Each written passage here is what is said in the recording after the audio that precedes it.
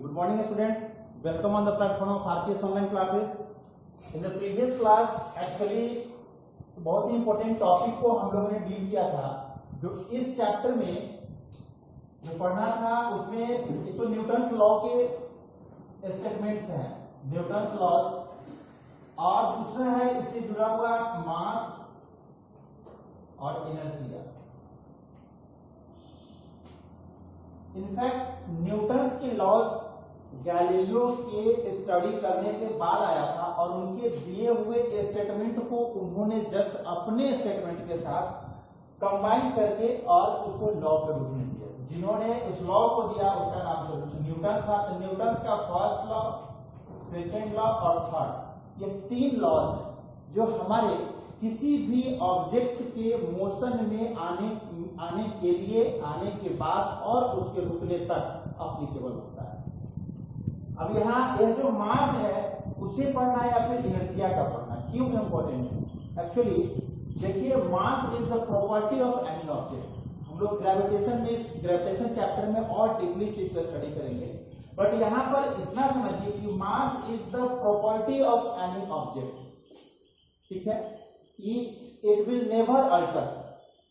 किसी भी ऑब्जेक्ट का जो मास होता है वो उसके इंटरनल जो उसके स्ट्रक्चर है, जो फंडामेंटल पार्टिकल्स हैं, उसके सम के बराबर होगा। और यह कभी भी कहीं भी किसी भी प्लैनेट पे ही क्यों ना जाए, लेकिन यह चेंज नहीं होगा, यह सेम होगा।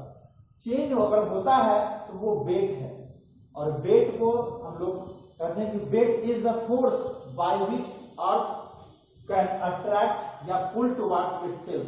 किसी भी ऑब्जेक्ट को अपने तरफ अर्थ जितने फोर्स से खींचता है वही उस ऑब्जेक्ट का मास कहलाता है।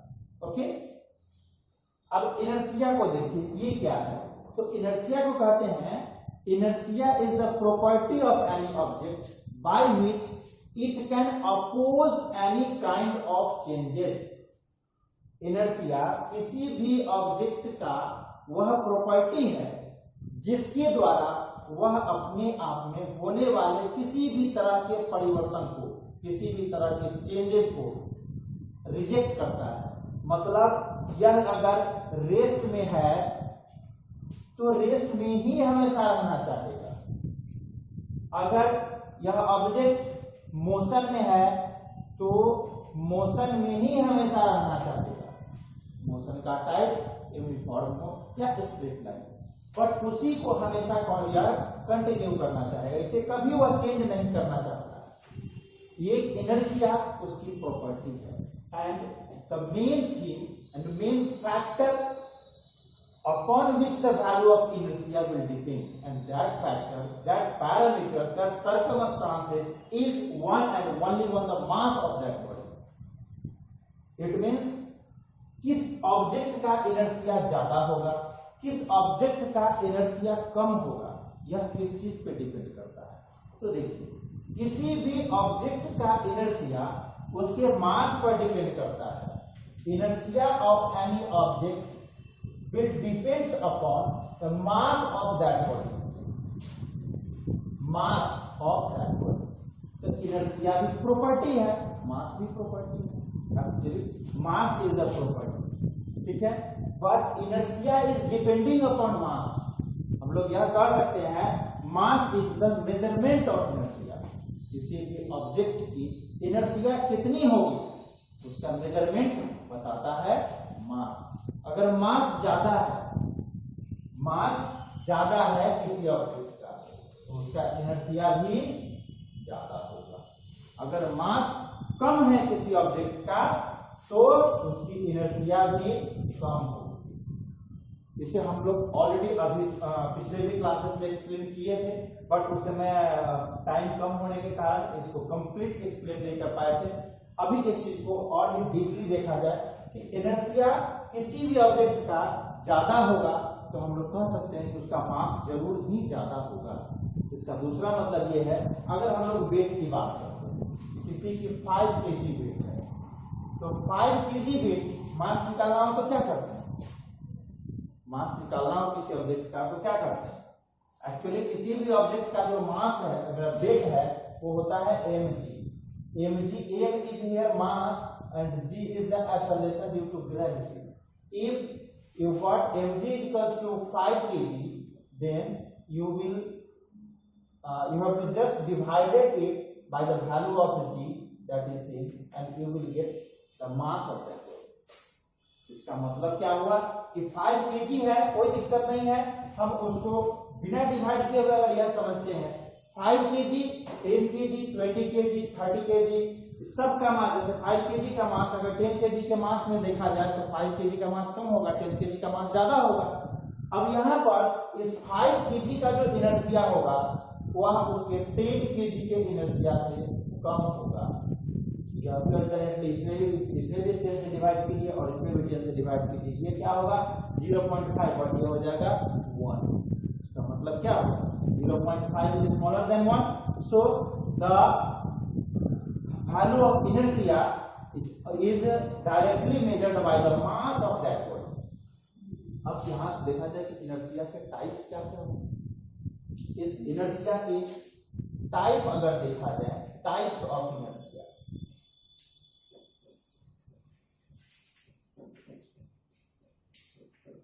टाइप्स ऑफ इनर्शिया में फर्स्ट वन इज चार्ज, किस किस तरह के इसके मोशन में चेंजिंग या और कुछ ऐसा हो सकता है। तो आप इसको देखिए, कोई भी ऑब्जेक्ट का स्टेट चेंज करेंगे तब वह अप्रोच करेगा। कुछ हाइट तक उठाइए या डाउन करिए, उसको एक जगह से दूसरे जगह तक प्लेस कीजिए, वह किसी और डायरेक्शन में जा रहा है, किसी और डायरेक्शन में लेकर के जाइए, तो ये सब उसकी स्टेट है। इसी के अकॉर्डिंगली इसके यह इनर्शिया भी टाइप का किसी टाइप का होगा, inertia of rest, inertia of rest. इसका मतलब यह हुआ if a body is in rest then they always want to continue their previous state. In Hindi, inertia of rest कहता है कि यह वो उस ऑब्जेक्ट का इनर्शिया होगा जो रेस्ट में है, जो रुका हुआ है, जो स्टैटिक कंडीशन में, जो स्टेशनरी कंडीशन में है, और जब वो रुका हुआ है तो वह चलना नहीं चाहेगा, वह चाहेगा पहले का जो सिचुएशन है रेस्ट का उसी को कंटिन्यू करे, और इस उसके रेस्ट के उस वैल्यू का जितना इनर्शिया होगा उसे हम लोग इनर्शिया ऑफ रेस्ट कहेंगे। दूसरा होता है inertia of motion.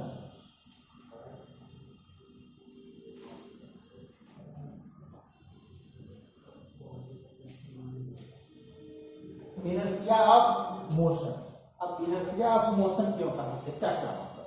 Inertia of motion का जो जनरल मीनिंग ये हुआ कि जब कोई ऑब्जेक्ट मोशन में है, अगर 60 किलोमीटर पर आवर के स्पीड से वो चल रहा है तो वह उसी को कंटिन्यू करना चाहेगा, वह हमेशा चलता ही रहेगा।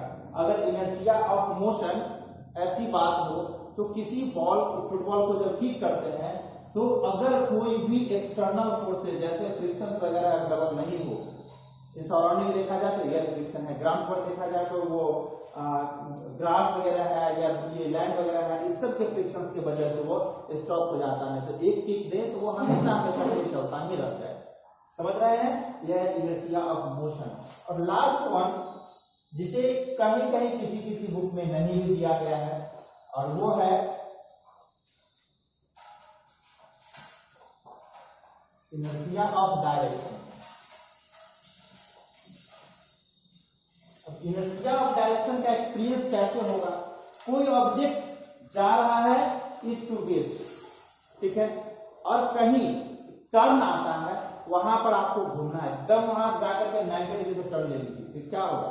सामने जाकर के, जैसे दूसरा एग्जांपल ये भी कर लीजिए, अपने साइकिल पे पीछे अपने छोटे भाई को बैठाइए, इसको इसलिए क्योंकि उसको जो कहोगे वो मानेगा, वो पीछे बैठ जाए, बस उसको एक ही कंडीशन बता देना है कि भाई कुछ पकड़ना नहीं है, साइकिल का कैरियर वगैरह कुछ नहीं पकड़ना है, पैर मोड़ के बस बैठ जाना है। फिर साइकिल की पूरी स्पीड, क्योंकि उसमें वो स्पीडोमीटर तो है, जितना तुम्हारा कैपेसिटी उतना स्पीड दे सकते हो, उतना स्पीड कर दीजिए और अचानक से टर्न पे जाकर के मोड़ दीजिए। फिर पीछे देखना तुम्हारा भाई बैठा हुआ है क्या? वो नहीं बैठा हुआ होगा, वह बिना कुछ किए हुए साइकिल से जंप भी नहीं किया होगा, लेकिन उसको एक जो इनर्शिया ऑफ डायरेक्शन है, जो तुम्हारा पहले टर्न लेने से पहले का डायरेक्शन रहा होगा, उसी के नियर अबाउट डायरेक्शन में वह उलट गया होगा। यह क्यों आया? यह आया इसी इनर्शिया ऑफ डायरेक्शन की वजह से। जितना भी ऑब्जेक्ट है वह अगर रेस्ट में है तो चाहेगा रेस्ट की स्थिति को ही हमेशा हमेशा के लिए कंटिन्यू करे। ये हुआ रेस्ट, ये इनर्शिया ऑफ रेस्ट। अगर वह चल रहा है तो हमेशा वह चलता ही रहना चाहेगा, ये हुआ इनर्शिया ऑफ मोशन। और लास्ट वन, जिस डायरेक्शन में चल रहा है उसी डायरेक्शन को हमेशा हमेशा के लिए कंटिन्यू करना चाहेगा, उसे बोलते हैं इनर्शिया ऑफ डायरेक्शन। अब यहाँ इस इनर्शिया ऑफ रेस्ट के कुछ और एग्जांपल्स तुम्हें हम बताते हैं। कभी और कहीं नहीं तो स्कूल बस में चढ़े होंगे, बाइक पे बैठे होंगे, इस तरह का मोशन करने के लिए जब वह अचानक रैंडमली जब वह स्टार्ट होता है और थोड़ा ज्यादा वेलोसिटी से, जैसे वो नया बाइक चलाने वाला जो होता है, तुरंत से वो करेगा क्लच को इस तरीका से छोड़ेगा कि पीछे बैठा हुआ आदमी मतलब डाउन हो जाए। तो जैसे वह मूव करना स्टार्ट करता है उस वक्त तुम्हें एक फोर्स ना पीछे की तरफ, वो क्या है? वो यही तो है इनर्शिया ऑफ रेस्ट। कि रेस्ट में उसकी गाड़ी के सीट पर बैठे हैं, जैसे ही गाड़ी आगे चलेगा तो उसके सीट के पीछे जो रेस्ट लगा होता है उसकी तरफ झुक जाते हैं। ये है इनर्शिया ऑफ रेस्ट। जो ये पेड़ पौधे होते हैं, इसकी पत्ती हमेशा से रेस्ट में है। जब आंधी आता है उसको पूरा को हिलाता है, उसे उसकी पत्ती टूट के नीचे गिर जाती है। ये है इनर्शिया ऑफ रेस्ट। ब्लैंकेट्स जो ठंडे के दिनों में ओढ़ते हैं, जब वो गंदा हो जाता है, उसमें डस्ट जम जाता है, तो उसे क्या करते हैं, वो सूखने के लिए डाल देते हैं और वहां पर डालने के बाद उसे अगर कोई स्टिक वगैरह से थोड़ा सा खींचे तो उसके जो डस्ट होते हैं तो उसके नीचे गिर जाते हैं। ये क्या है? पहले तो मॉइस्चर ज्यादा होते हैं तो चिपके हुए होते हैं, जैसे ही धूप पड़ती है तो मॉइस्चर गायब, अब वो एकदम लूजली फोर्स, एकदम लूज से स्मॉल वैल्यू ऑफ फोर्स से वो अटैच होता है। जैसे वहां पर बीटिंग किए, स्टिक से दिए 2-4 स्टिक, बस वह नीचे डाउन हुआ। ये सारे एग्जांपल जो है तुम्हारे इनर्शिया ऑफ रेस्ट का है। आई थिंक अब इनर्शिया ऑफ रेस्ट क्लियरली समझ में आ गया होगा। Last one is inertia of motion. उसी बस में, उसी स्कूल बस में या गाड़ी में जहां बैठे थे तुम, तो पीछे की तरफ एक फोर्स तुम्हें पुल किया था। अब वही गाड़ी अगर 40, 50, 60 के स्पीड में चल रहा है, अचानक से क्राउडेड रोड पर कुछ आ जाता है, जब वह ड्राइवर ब्रेक लगाता है तो तुम अपनी सीट से लगता है कि उठ करके आगे की तरफ चले जाओ। और ऐसा भी कभी हो सकता है ड्राइवर से आगे जो बगल वाली सीट होती है वहां बैठे रहिए, ड्राइवर 90 के स्पीड में गाड़ी लेकर के अचानक से ब्रेक लगाएगा, वो तो सीट बेल्ट लगा रहेगा, तुम जो है डायरेक्टली क्या करोगे कि उस सीट को क्रॉस करते हुए, उसको क्रॉस करते हुए, जो सामने शीशा लगा हुआ उस शीशा को क्रॉस करते हुए बाहर चले जाओ। इस चीज को मेंटेन करने के लिए ऐसा एक्सीडेंट, ऐसा इंजरी नहीं हो, सीट बेल्ट लगा हुआ होता है। सीट बेल्ट से अगर तुम सीट बेल्ट से अपने आप को मतलब अटैक कर लेते हो तो गाड़ी कितनी की स्पीड में होगी, उस सीट को छोड़कर तुम आगे नहीं जाओगे। समझ रहे हैं? तो ये है इनर्शिया ऑफ मोशन का सिंपल सा एग्जांपल। जैसे ही गाड़ी ब्रेक लगाता है तुम आगे की तरफ झुकते हो, इनर्शिया ऑफ मोशन। जैसे ही गाड़ी बढ़ना शुरू करता है तो पीछे की तरफ झुकते हो, ये है इनर्शिया ऑफ रेस्ट। और उसी बस में जैसे 3 आदमी की सीट है और 3 आदमी बैठे हुए हैं, या जरूरत पड़ गया दोस्त भी है तो चौथे को भी बैठा लो उसमें। जिस वक्त वह 40 या 50 के स्पीड में बस में टर्न लेता है तो बस के साइड वाला जो वाल है उस तरफ पूरे से दबाव की तरह महसूस करते हैं। वह दबाव कुछ और नहीं है, इनर्शिया ऑफ डायरेक्शन है। अगर उधर जो बैठा है वो 20 kg का थोड़ा दुबला पतला बच्चा जस्ट विंडो के पास बैठे के लिए करता है, उसे बैठा दीजिए, और जब 60, 40, 70 का 60, 40, 70 का जो फोर्स जो है उधर उसे दबाएगा तो और समय चिल्लाए ना चिल्लाए, जिस समय गाड़ी टर्न लेगा उस समय जरूर चिल्लाएगा, क्योंकि यह इनर्शिया ऑफ डायरेक्शन का फोर्स जो है उसको पुश कर रहा है। ओके, तो हमें लगता है कि बेसिक और एकदम जनरल एग्जांपल से इस तीनों डायरेक्शन के इनर्शिया के डायरेक्शंस के साथ, इनर्शिया के एग्जांपल के साथ समझ गए। एग्जांपल से अगर पूछा जाए what do you mean by inertia, explain each type of inertia with separate examples, then you will able to write और able to define the inertia. हमें लगता है कि अब इनर्शिया के जो टाइप्स है, इनर्शिया का जो एग्जांपल है उसे क्लियर हो गया, अब यह समझ में आ गया होगा, इससे कोई प्रॉब्लम नहीं होना चाहिए। समझना है तो इसके, और जैसे जैसे पढ़ते जा रहे हैं वैसे वैसे नोट्स क्योंकि ये एग्जामिनेशन के टाइम पे तुम्हें तुम्हारे एग्जाम के लिए काफी हेल्पफुल होगा। समझ रहे हैं? Inertia is a property of any object by which it can oppose any kind of changes when any external type of forces is applicable on that. And there are three types of inertia. Which one is the inertia of rest? It is only applicable when the object is in rest, and it will oppose any kind of change. It will always try to maintain their state of rest. And another one is inertia of motion. Inertia of motion को already explain कर दिए हैं कि motion में है if a body is going in the motion or if a body is going then they always want to just going and going until any external force is applied. जब तक कोई external force नहीं apply होता है तब तक वो चाहेगा कि उस मोशन के डायरेक्शन को आपको हमेशा मतलब से चलाते रहे। डायरेक्शन बस उसके जिस डायरेक्शन में चल रहा है, अगर ईस्ट वेस्ट में चल रहा है तो हमेशा ईस्ट वेस्ट में ही चल रहा है। अगर वेस्ट की तरफ जा रहा है और उसे साउथ की तरफ अचानक मोड़ना है तो वह घूमने नहीं देगा। अगर तुम वहां पर उस गाड़ी को शुरू नहीं किए तो साइड वाला जो क्या कहते हैं उसको खेत वगैरह होगा बस उसमें जाकर के जंप करेंगे। ठीक है, तो समझ में आ जाएगा कि इनर्शिया ऑफ डायरेक्शन क्या है। अब देखिए ये दो टर्म थे, इस दोनों टर्म को हम लोगों ने समझ लिया, मास को भी समझ लिया और इनर्शिया को भी समझ लिया।